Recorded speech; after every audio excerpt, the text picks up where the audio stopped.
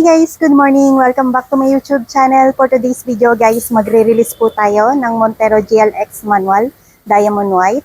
Ang client po natin ay taga San Mateo Rizal at under po ng Security Bank ang kanyang approval. So yun guys, samahan niyo po ulit ako mag-transact ng documents ng ating client at i-release ang kanilang unit.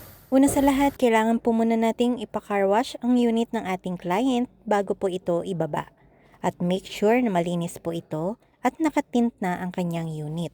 At nailagay na rin po ang Bosch Horn Europa na na-avail na previous ng ating client. Umpisa na po natin magpapirma ng mga documents sa ating client. Si client po pala ay lumaki sa San Mateo at ngayon ay nakatira na sa Marikina.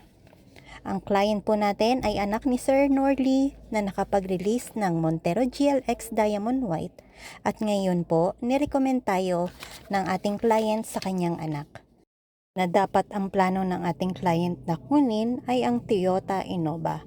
Bukod sa down payment na offer ng Toyota ay mataas at wala po itong special freebies na katulad na maa-avail ng ating client. Nakita nyo naman kung gaano kasaya ang ating client at excited na siyang mai-release ang kanyang unit kasama ang mga special freebies na ilalagay natin sa unit niya.